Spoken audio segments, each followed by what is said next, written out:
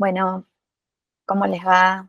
Eh, Gracias, Maya, por compartir este encuentro, por estar dispuesta a charlar con la cátedra y con los estudiantes, con compartir tu material, tu propuesta estética, tu poética con los les estudiantes de imagen y sonido de FADU. Y bueno, te damos la bienvenida y estamos muy emocionadas, felices de tenerte acá, de poder entablar este diálogo. Gracias a ustedes. Espero que sirva para algo la charla.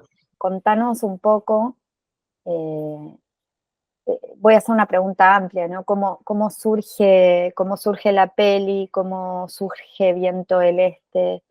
Eh, ¿Cuáles son los primeros indicios que se te presentan a vos que decís, bueno, voy a hacer una peli, o voy a hacer esta peli?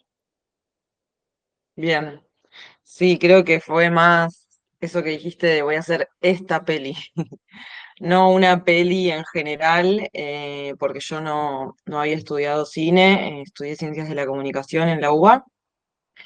Sí tenía una formación en fotografía, durante muchos años creí que iba a ser fotógrafa, después me di cuenta que por ahí esos trabajos no eran, o sea, el tipo de trabajo que te propone la fotografía por ahí era como a veces, sí, como muy veloz o muy exigente, entonces no me sentía tan cómoda como con eso, sí, sí con una fotografía más artística quizás. Pero bueno, sí había tenido un taller de cine en la carrera que me había gustado y que había podido dirigir un corto y que la pasamos muy bien, la verdad, con todo el grupo que lo hicimos. Entonces tenía como esa memoria linda asociada al cine. Y no me acuerdo bien por qué fue que me anoté en el taller de Gustavo Fontán en el año 2012, o sea, estamos hablando de mucho tiempo atrás, cuando empezó toda esta aventura, que fue hace mucho.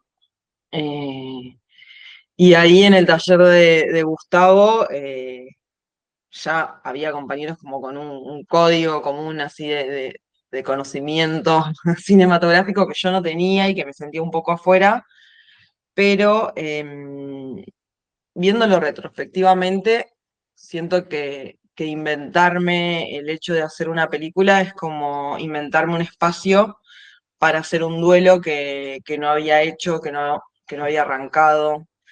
No digo hecho como, para mí los duelos no se terminan, para mí los duelos son para siempre y se van transformando, pero siento que decir, bueno, voy a hacer una película fue como decir, bueno, voy a tener este espacio para volcar todas estas cosas acá. Fundamentalmente eso fue como inventarme un espacio. Y en ese taller igual hubo pistas muy importantes que se mantuvieron hasta lo que terminó siendo la peli. Una de ellas es la referencia de Naomi Kawase, que la mencionó un compañero, que es una directora de cine japonesa, que tiene muchos documentales así muy pequeños, muy íntimos, caseros, precarios, que es como el tipo de cine que a mí me gusta. Y cuando la conocí a ella, bueno, no la conocí, digo, cuando vi sus películas, sentí como, ah, ok, yo puedo hacer algo así, lo sentí algo como amable y cercano. Y de hecho el jueves pasado que estrené la película ya en el circuito comercial, en el circuito de Inca, en Río Cuarto, una persona del público me dijo como, me diste ganas de hacer mi propia película, como... Yo dije, ay, bueno, para mí eso es como genial, es lo mejor que me pueden decir, porque como sentir que el cine es algo que está cerca, que no es complicado, que no es millonario, como que es algo que puede estar ahí como a la mano.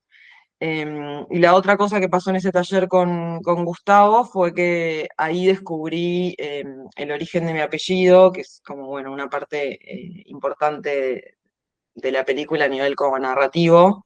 En el marco de ese taller fue que encontré ese significado, que no lo voy a mencionar ahora, pero bueno, cuando encuentro el significado de mi apellido, digo como, che, sí, acá hay una película, como eso me dio como una especie de seguridad y sí, como de señal de que había un material ahí particular que merecía la pena como ser narrado. O sea que Maya es un poco eh, como eh, una peli que, digo, como que tiene que ver con la identidad, siento, incluso cuando vos decís, recién nos decís precisamente, yo decidí que tenía una peli cuando descubrí el significado de mi apellido, que bueno, que los que hayan visto o vean la película, ahí Maya lo cuenta. Eh, o sea, no, está bueno como genera esta misma incógnita en esta charla. Para mí la identidad es como algo también como precario y en constante construcción, ¿no? Como más hoy en día, ¿no? Como podemos pensar que las identidades están todo el tiempo como revisándose, cuestionándose, cambiando. Para mí el gesto más fuerte de la película es el de buscar, y en ese buscar puede ser eso, buscar como de dónde vengo o quién era mi papá, el cual no conocí, pero también es buscar como qué relatos tienen, no sé, mi mamá y mi abuela para contarme, buscar qué hay en el paisaje que tienen, no sé, los elementos de la naturaleza para decirme, para darme. Como que eso también estuvo muy claro como a nivel formal, que es esta idea de la búsqueda. Yo no escribí un guión, mandé un manifiesto a Sofía Franca, la montajista que estaba en Chile, o sea, trabajamos mucho a distancia, y el manifiesto empezaba como, creo que empezaba como, quiero que la película tenga una forma de espiral, y es una película que habla de una búsqueda, y desde la cámara y desde el sonido tiene que estar muy fuerte eso de que estoy todo el tiempo buscando. Ese era como el punto de vista de mi personaje, si se quiere, que era como alguien que está todo el tiempo buscando. Entonces también ahí lo fragmentario que vos mencionabas, ¿no? De voy encontrando cositas, pedacitos que voy guardando y voy atesorando y los voy uniendo y los voy resignificando. Que bueno, yo soy más bien artista visual y trabajo mucho con collage. Entonces para mí es esa forma del fragmento y del buscar relaciones y del volver, porque en el collage es como que uno nunca no está terminado nunca, o sea, siempre puede como haber como un rompecabezas, como una nueva ficha y se le superponen capas, como había algo de esa materialidad o de esa forma que yo sí la tenía bastante clara desde el principio porque es como la forma en la cual yo me vinculo como con lo visual o con lo artístico. Bueno, está lo del calidoscopio también al principio, que para Sofía eso era un material, sí, también, como creo que ni siquiera era una cámara profesional, era una cámara como esos pocket. Y Sofía me dijo, la montajista me dijo, ahí en lo del calidoscopio encontré como una forma que va a ser la forma de la película, que es esto de estos pedacitos de vidrio que van componiendo formitas, pero sí que lo movés y arman otra formita y lo movés y arman otra formita, ¿no? Esto del espiral, el calidoscopio y como las formas que se arman con pedacitos y con transformaciones. No, a mí eso me hace pensar mucho en tu incorporación del archivo acá, ¿no? Cómo el archivo también conceptualiza esto que estás diciendo. Eh, Como que aparte las formas en las que el archivo se va incorporando como a la narrativa, como que hay archivo diegético, hay archivo eh, por montaje, y también como que te va dando esos pedacitos de relato que te va construyendo. Me parece muy, muy hermoso cómo vas incorporando como esos pedacitos de rompecabezas. Sí, y es un rompecabezas que no cierra, ¿no? Que no se Claro. termina, que no se termina de armar el paisaje, que también me costaba mucho, por ejemplo, hacer una sinopsis o decir como de qué se trata, porque si bien hay como un eje y una narrativa, me pasa mucho que cuando termina la peli y charlamos ahí en el cine, como que uno se queda con las ventanas, el otro se queda con mi abuela, el otro se queda con el color rojo, el otro Palestina. Como que tiene muchas puertas de entrada y a veces en la charla posterior es re difícil como organizar la conversación porque es como, no, pero para mí sobre esto, no, para mí sobre esto otro. Y es como, bueno, sí es sobre todo.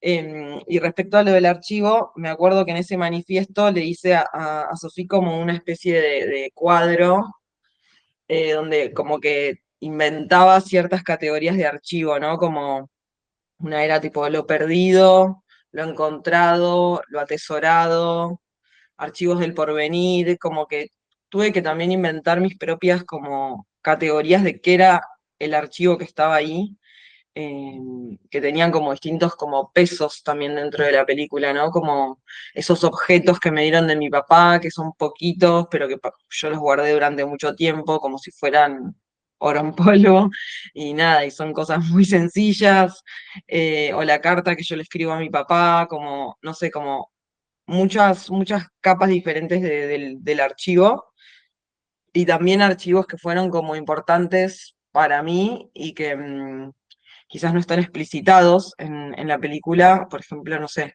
está la primera película que yo vi sobre Palestina, que es La sal de este mar, de Anne-Marie Yassir, y eso está arrojado ahí en un momento, que es una escena donde una chica está como en el mar, tiene unas vistas así como de la playa de Jaffa. Y eso en un momento yo tenía una voz en off que decía, bueno, esta es la primera película que vi, después la saqué y fue como, bueno, esta imagen para mí tiene que estar, vale por sí misma, no importa tanto de dónde sale o el valor que tiene para mí.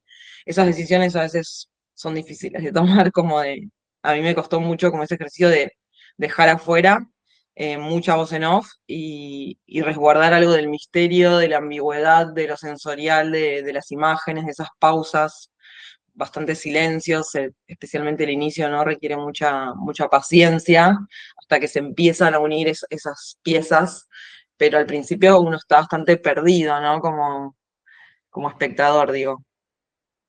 Me han dicho como, ¿cómo nos haces laburar? Como, me han dicho como, todo el principio estoy como, ¿qué pasa? ¿Qué pasa?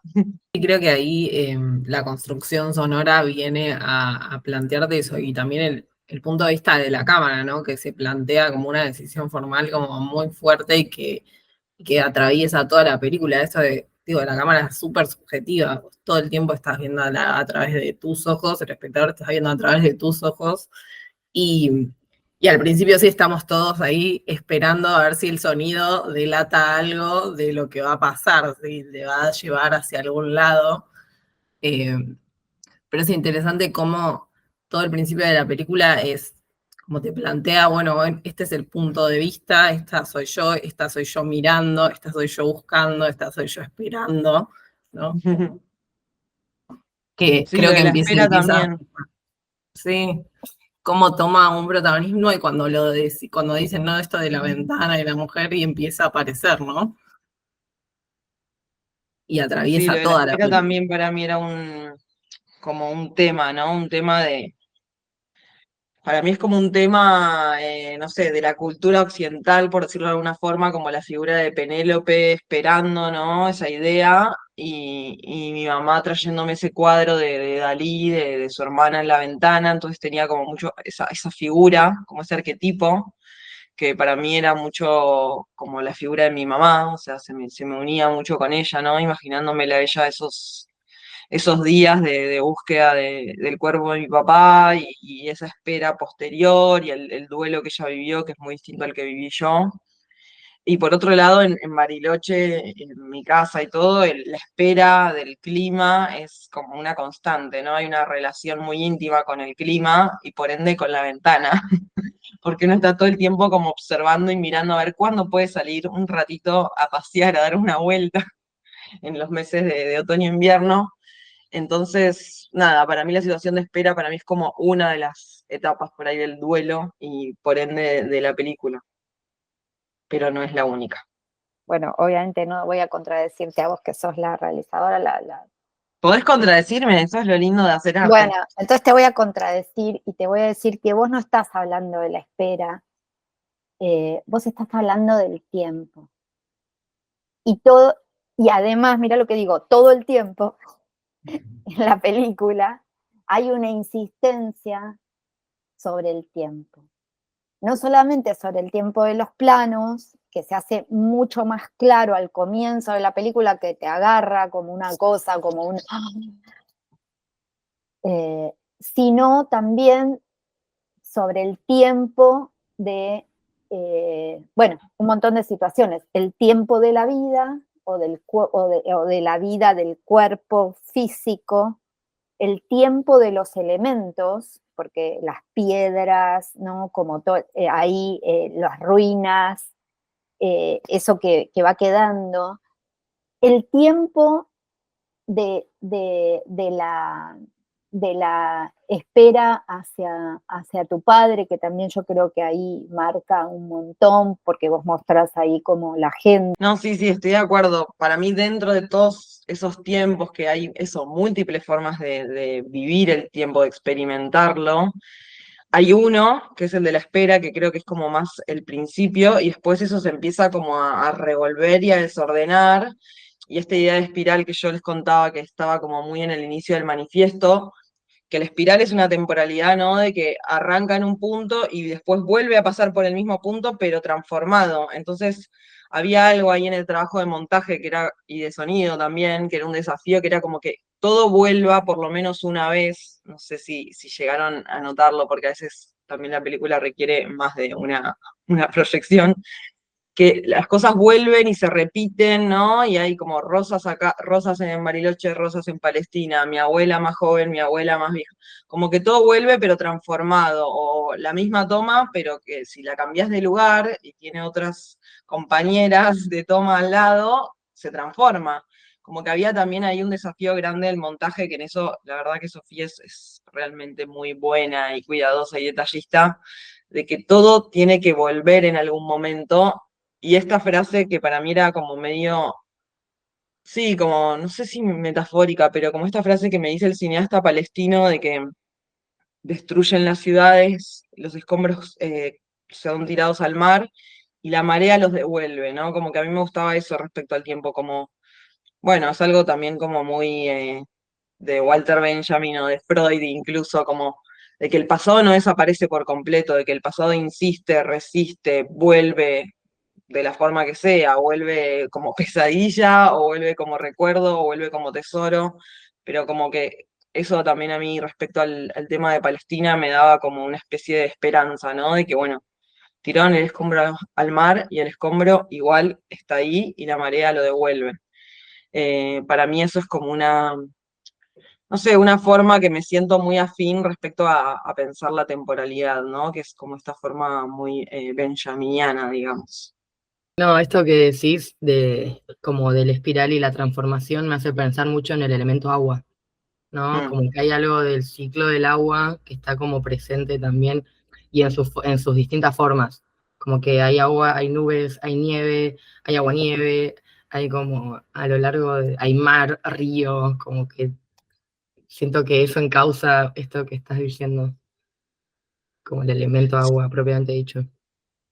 Sí, esa fue una idea como muy fuerte, la del agua, o sea, especialmente por esto del apellido y todo eso, como que por mucho tiempo era como la película es una especie de cartografía afectiva acuática, ¿no? Y yo pensaba como, quiero que todas las aguas se unan, o sea, ¿cómo hago para que el agua del río Jordán y del Mar Muerto llegue al río de la Plata? Y esa conciencia de esto que decís vos, ¿no? De que el agua como que todo el tiempo se transforma y es como una especie de ecosistema en sí mismo, ¿no? De que se evapora y vuelve a llover. Pensaba como, bueno, todas estas aguas se pueden unir en una película, se puede armar como un nuevo territorio unido por estas aguas, y que Palestina en un punto se puede unir a Bariloche, a pesar de que son lugares muy lejanos y muy distintos. Me pasaba eso también con los colores, con la geografía. ¿Qué fue lo primero que filmaste? O qué fue lo primero que filmaste que dijiste, bueno, esto ya está dentro? Creo que el Río de la Plata, o sea, sabía que el Río de la Plata era como un personaje, digamos, como siempre lo pensé eso, como que el río no era un paisaje, sino era un personaje. De hecho, me mudé a 2 cuadras del río en Olivos. Durante 2 o 3 años viví ahí. Por suerte conseguí un departamentito ahí muy cerca del muelle. Em, y bueno, iba todo el tiempo al río y me intrigaban mucho los pescadores. La figura del pescador es como una figura que me sigue como inquietando, como en algún momento, o sea, obviamente en el largo trayecto de hacer una película, uno piensa muchas películas posibles, ¿no? Como que siento que también quería que quede dentro de la película todas las películas que me imaginé en algún momento, y una de esas películas que me imaginé era una película más sobre pescadores. Me daba mucha intriga como como cómo describía mi familia, el carácter de mi papá, no coincidía con la actividad de la pesca, que es una actividad muy paciente, muy tranquila. Y bueno, supuestamente mi padre no era muy paciente ni muy tranquilo. Entonces me inquietaba qué encontraba él ahí, porque realmente era como muy apasionado por la pesca. Y después, estando en el río, bueno, uno va viendo todos los matices y las transformaciones como materiales del río. Me acuerdo que una vez vi hasta salir una foquita que se había perdido desde el mar y había llegado. Y tenía esta pregunta por la sudestada, como si tenía que aparecer en la película o no. Y al final, como la única imagen que hay de la sudestada en la película es una imagen que filmo desde la computadora. O sea, como no quería esta cosa como tan dramática, ¿no? De que si bien habla de esta tragedia, de este accidente en una sudestada, no quería que la sudestada sea como algo, el malo de la película, digamos, o sea, tratando de correrme así como de la narrativa. En viaje a Palestina me fui sola y me prestaron un microfonito ahí para la cámara, pero nunca hice una escena con un sonidista, por ejemplo. Nunca. Todo el sonido, que bastante bien quedó, se terminó solucionando así como en postproducción, limpiando o quizás reforzando, regrabando algo, pero eso fue como también un poco kamikaze de mi parte. Pero bueno, prefiero filmar así, como eso también te da mucha como libertad y espontaneidad, ¿no? Como si tenés ya un sonidista y todo, ya como que se arma, ¿no? Por ejemplo, los pescadores y eso, no sé cómo hubiera sido más armado. Esos pescadores ahí en el río es así, como muy espontáneo. Sí, yo creo que también la manera de filmar, como es lo que marca también toda la película, ¿no? Como es eso que te permite pensar que todo el tiempo estamos como viendo a través de tus ojos, ¿no? Como viviendo y vivenciando todo el proceso de la película a través de tus ojos y a través de lo que estás pasando.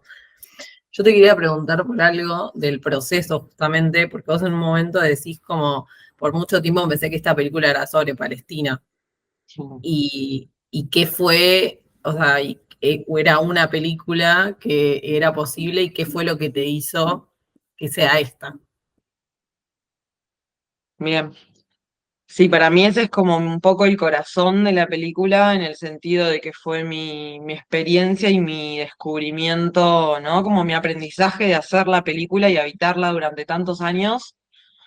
El aprendizaje fue como que en un momento hay que sincerarse con uno mismo y decir como, una cosa es la película que yo me imaginé, o una cosa es la película que yo hubiera querido hacer, o que por muchos años deseé, y otra cosa es lo que es lo que hay, es lo que está sucediendo, es lo que va apareciendo.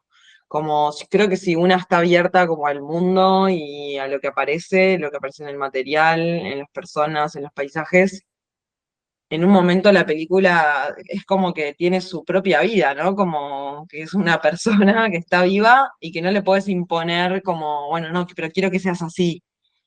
No, bueno, pero yo soy así. Y bueno, ese diálogo, ¿no? Como, entonces nada, al principio, eh, hoy me traje igual la remera de Gaza, que me la hizo una amiga. Yo milito la causa palestina, desde que me enteré, digamos, que mi familia viene de allá, una militancia tradicional y también una militancia artística. Tengo o tuve, no sé, está ahí en Veremos una banda de rap sobre Palestina que se llama Palestina Mon Amour, con letras bastante así políticas, básicamente, claras, directas. Entonces, nada, cuando empiezo a hacer la película pienso como, bueno, la cultura palestina en Argentina es muy pequeña, somos pocos, no está muy difundido, es un tema delicado, un poco tabú, un poco censurado, más que nada hoy en día, ni hablar. Y nada, y después de todo ese viaje, en un momento fue como, che, esta película es sobre mi papá, o sobre el fantasma, o sobre hacer un duelo, o sobre buscar, pero no es como Palestina la protagonista, digamos, ¿no? Como, fue como difícil soltar eso, pero creo que muy como saludable, si se quiere. Y estaba esta película que menciono dentro de mi película, que es de Jean-Luc Godard y Anne-Marie Melville, que es una película que hacen por encargo de la OLP, la Organización por la Liberación Palestina, en los años 70, Y ellos, bueno, arrancan ese encargo como con un mandato muy militante, apoyando la causa, y en un momento se dan cuenta que están haciendo algo muy propagandístico, muy, qué sé yo, cuadrado si se quiere, ¿no? Como bajando línea, y dicen como, che, o sea, apoyamos la causa palestina, pero esta no es la forma. Yo no puedo hacer una película militante como si estuviera vendiendo una Coca-Cola, creo que de hecho lo dicen así como. Entonces empiezan a cuestionar la forma, ¿no? Las formas en las que militamos, las formas en las que hacemos películas, las formas en las que queremos defender una causa. Para mí es una película súper interesante, muy difícil, hay que verla 5 veces para entender algo, pero me daba esta pauta, ¿no? De, bueno, yo puedo militar esto de otra forma. Arrancamos haciendo una película sobre Palestina y terminamos haciendo una película cuestionando como qué es hacer cine militante hoy en día, cómo lo quiero hacer. En mi caso, eso, como eso se abismó, se volvió como súper poético, pero yo creo que las personas que saben del tema y que militan la causa, están ahí las coordenadas y las pistas para apoyar esas militancias, más allá de que no lo hago de la forma tradicional, digamos. Vos acabas de decir cosas que a mí me parece que son como muy claves e importantes y que si bien las veíamos, está bueno que vos las dijeras.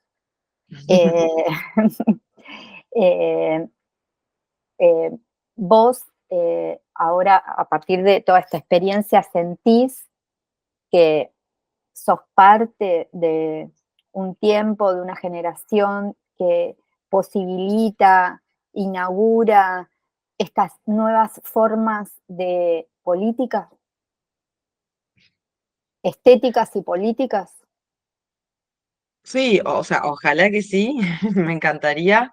Siento que esta idea, ¿no? de lo personal es político viene hace bastante, y que cada vez encuentra más lugar, y a la misma vez es una pregunta que tengo también abierta en el contexto en el que estamos. Yo también soy docente en la UBA, tengo estudiantes de 19, 20 años, y también me pregunto como los riesgos de esto, ¿no? Como que estamos en un momento donde lo personal parece como estar muy, muy en primer plano, lo personal barra como lo individualista, y si bien defiendo mucho como estas formas, ¿no? de narrar y estas formas de posicionarse, y siento que son las formas que a mí también más me llegan, ¿no? Como cuando leo un libro, cuando veo una película, como, esta es la forma que a mí me transmite realmente, como ese punto de vista, el conocimiento situado, diría Donna Haraway, ¿no? Como a mí es una forma que me conecta mucho y que siento por la cual aprendí mucho.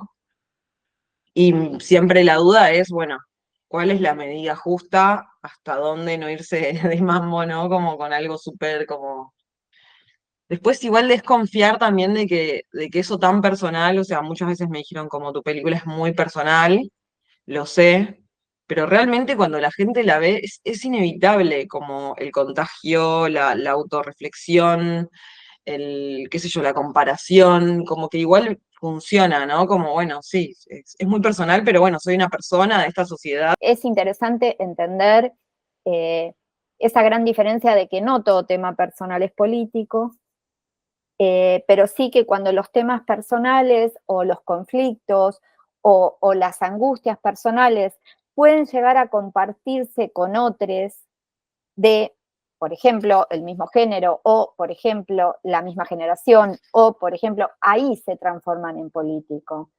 Y eh, me siento que, como te decía antes, eh, hay toda una línea de manifestaciones estéticas que intentan salirse de que lo político exclusivamente tiene que alinearse a una bandera, tiene que alinearse a un movimiento, sino que puede eh, salirse de esa normativa hegemónica y patriarcal, de la concepción política exclusivamente que sucede en el espacio público. ¿Por qué no hay, cómo vamos a decir que no hay política cuando se recita un poema? ¿No hay un gesto político ahí? ¿En qué poema? ¿En cómo se lo recita? ¿En qué color tienen las flores? ¿En cómo se pone esa cámara ahí? ¿Por qué? Digo, ¿cuál es el sentido? ¿Hacia dónde va? ¿No hay un gesto político también ahí? Sí, obvio. Y eso también lo ha militado el movimiento feminista desde los 70, desde la segunda ola feminista, que igual no nos tenemos que alinear exclusivamente a eso hoy, o bueno, no importa, pero digo, hay reminiscencias de eso, yo las siento en tu película, y más cuando vos ahora lo decís, ¿no? Siento Sí, eso. ahí también para mí era una pregunta como mi mamá y mi abuela, como mujeres de distintas generaciones, como pensé mucho en esto de 3 generaciones de mujeres atravesadas por un duelo y cada una con una forma de narrar, porque mi abuela me da un diario, mi mamá me da otro diario y yo hago una película y cada una de nosotras tiene como, ¿no? Una forma de escritura, una forma de puesta en papel en el caso de ellas, en el mío en imágenes y sonidos. Me llamaba mucho la atención la diferencia entre el diario de mi abuela, que es así gigante, no sé, bueno, creo que se nota en la peli, ¿no? Como lleno de collage, escrito en 4 idiomas que no hablaba ninguno bien, pero ella tenía como el deseo de hablar francés, italiano, inglés y todo, que me lo entrega como con un cartel que dice, para Maya la vida es así, y que narra, es la única que narra la muerte de mi papá ese día que lo encuentran, y la agenda de mi mamá, que era una cosita así chiquita, muy con notaciones como mínimas, y que deja estas 8 páginas en blanco desde el día que mi papá se va a pescar y hasta que lo encuentran. Como que ese contraste como de narración y de materialidad para mí era como muy sugerente y quería que esté como eso también en la película, ¿no? Como estas dos formas de narrar, como una quizás más desde la negación o desde el vacío, desde el dolor, y la otra desde la necesidad de contarlo todo, y yo como posicionarme ahí como un puente también entre ellas, que creo que en un punto me parezco bastante a mi abuela yo, pero de personalidad, pero cómo también filmar y dejar eso, ¿no? Como, no sé, mi abuela recita un poema porque todo el tiempo recitaba poemas y era como, bueno, esto es parte de ella y tiene que estar. Y mi mamá que está como un poco más incómoda con la cámara hasta que se encuentra, como, no sé, yo sentía que ahí también había algo interesante sobre cómo las mujeres muchas veces son las narradoras de las familias, las que guardan las memorias, las que guardan los archivos. Y estos archivos, que son diarios privados para ellas, que escribieron, tienen de toda su vida las dos, de repente para mí el diario de 1986 se convirtió en un documento súper importante y que ellas por ahí no tenían ninguna noción, digamos, de la memoria que estaban dejando para una nieta o para una hija que no iba a conocer a su padre y que toda la información que iba a tener de su padre iba a estar más que nada guardada en esos cuadernos. No, pensaba también como en cómo se transformaría el discurso, ¿no? Como y cómo nos transformamos como personas y cómo esas vivencias con el tiempo se van, como, no sé cómo decirlo, como que somos otras personas, ¿no? Como capaz que tu mamá te hubiera descrito ese día tal, que ese día lo escribió con esas palabras de otra manera completamente diferente, y cómo ese archivo ancla esta narrativa ahí. Pensaba de lo que decía Marina, justamente del simbolismo también, que ahí yo lo uní también con el mar y cómo devuelve pedazos, ¿no? Como funciona la memoria también, ¿no? Que erosiona, digamos, como está el paso del tiempo y el paso del mar y el paso de todo eso erosiona los recuerdos, erosiona las memorias, pero a la vez trae un montón de otras cosas, como trae algo nuevo. Sí, lo que hablábamos antes del tiempo también, ¿no? Como pasado, presente y futuro como revueltos, como siempre unidos. No, que me estaba acordando que por mucho tiempo mi vieja me discutía como no, que yo no dejé, o sea, ahí dejé páginas en blanco, pero después yo tenía otro cuaderno donde sí anoté. Siempre me decía eso. Y vio como 5 veces ya la película, o sea, cada vez que puede ahí va. Vino para el estreno acá en Doc Buenos Aires y después la pasamos en Bariloche y todo.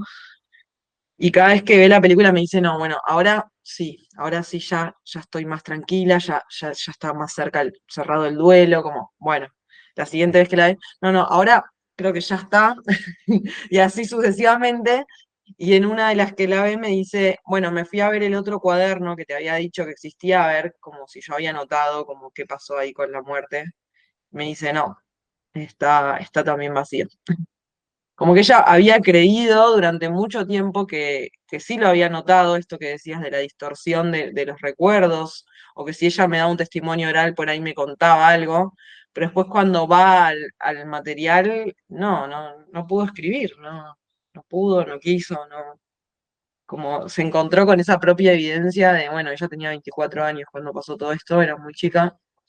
eh, Pensaba eso, la diferencia entre el recuerdo y la narración, que eso también pasa mucho en las entrevistas, ¿no? Y el material. Que el material obviamente también es una narración y uno tiene conciencia de que está escribiendo algo, ¿no? No es que es una realidad verdadera, pero bueno, con el paso del tiempo todo eso cobra otro valor. Una de las preguntas más difíciles es la relación entre la imagen y la palabra en el cine para mí, como esa medida tan difícil de encontrar, que me llevó muchísimo tiempo, porque cuando empecé tenía como mucha palabra, porque además yo hablo mucho, ya se darán cuenta, y como ir encontrando como el peso de la imagen, el valor de la imagen, los silencios, como que ese fue para mí el aprendizaje más arduo y más difícil a nivel como formal, como me acuerdo que una vez yo hice el programa de cine de la Ditela, y me acuerdo que Andrés Ditela me dijo, hablas mucho y no me queda nada.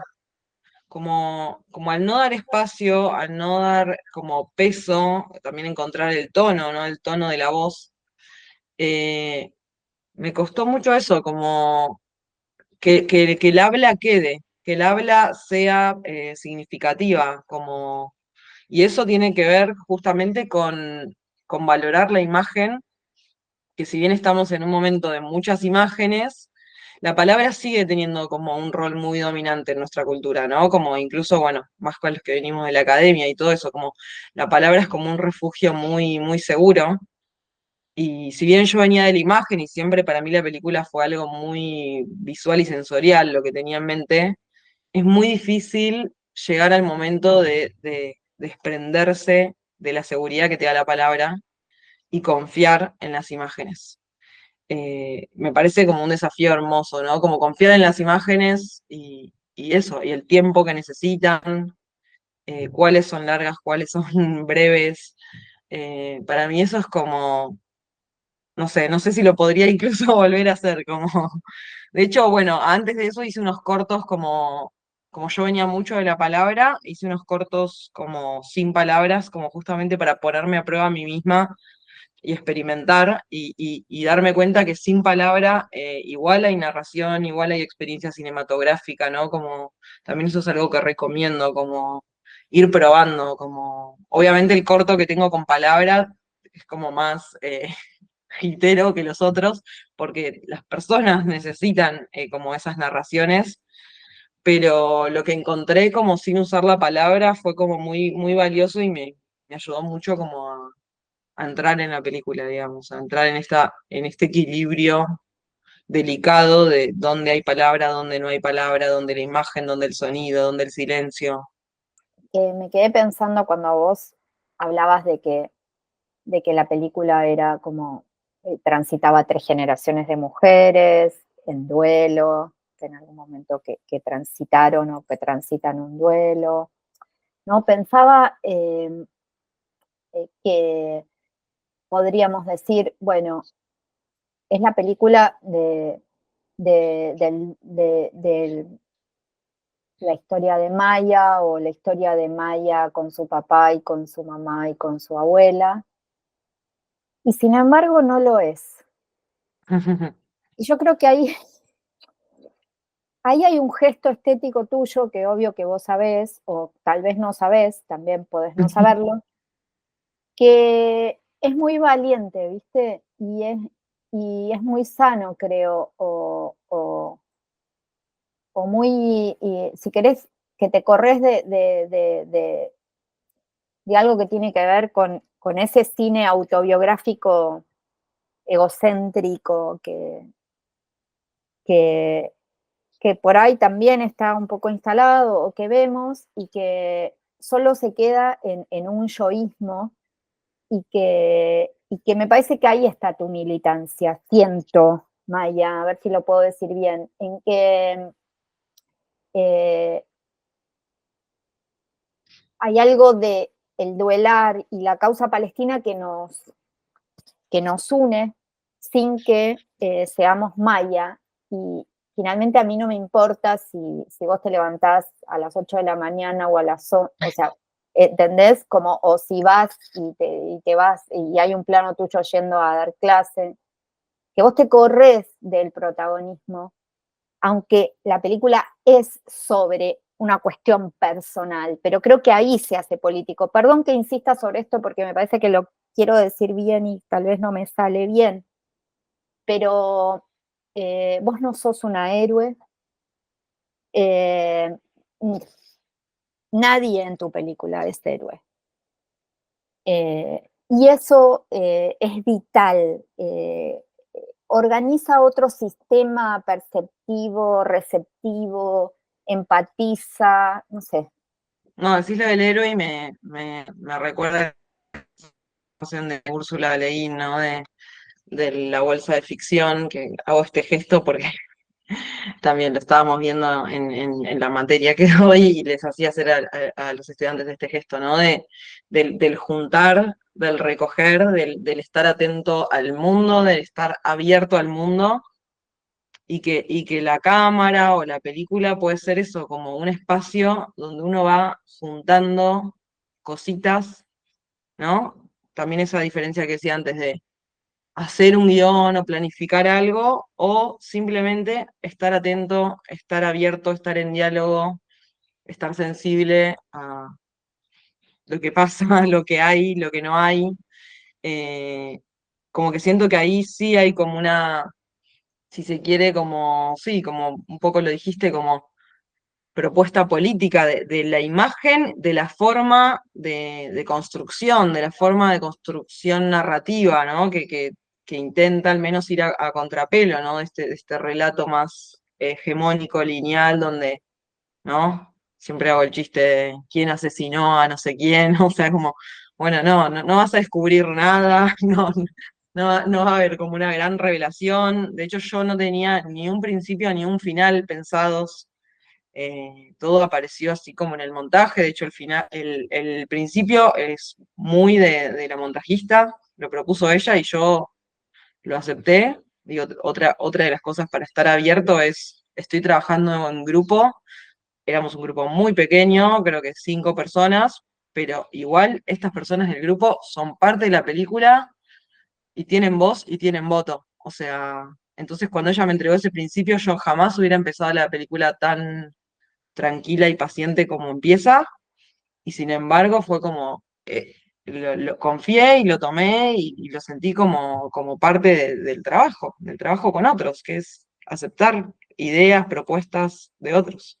Después sí al final yo empecé a meter un poco más de mano, pero siempre pienso en ese principio que a mí me cuesta tanto porque soy ansiosa y digo como, qué flash que el principio de mi película sea así, porque trabajé con esta persona, confié en esta persona y sigo confiando y estoy agradecida.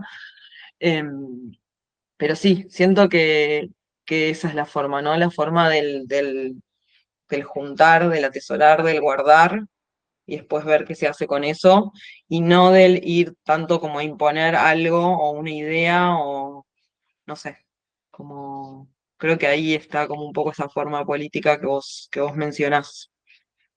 Me pasó un poco lo mismo que a Marina, como yo me sentí muy identificada también en esa mirada, en esa forma de ver y también en ese duelo y cómo transitar los duelos y cómo atravesarlos y cómo descubrir cosas de una persona que nunca viste, como uno, bueno, nunca termina de conocer a las personas, ¿no? Pero cómo los recuerdos y las memorias de otros también te traen y te devuelven cosas.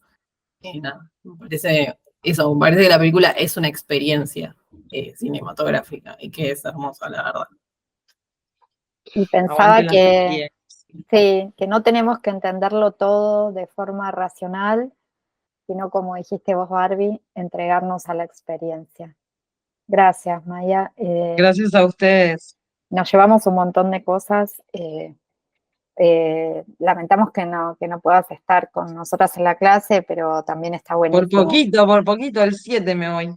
Claro, que te puedas ir y, y bueno, saber que acá hay un lugar, un espacio, que nosotras formamos parte de un proyecto de investigación que entiende la investigación desde estos lugares o tiene estos lineamientos o estos marcos teóricos, ¿no?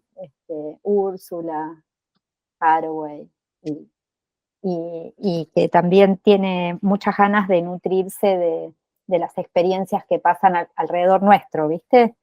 Como vos, como, bueno, Nati Lavaqué, y que ahí ir armando este tejido, así que decirte que sos parte de este tejido, eso. Ay, qué lindo. Gracias, chicas. Un placer. Bueno, gracias a vos.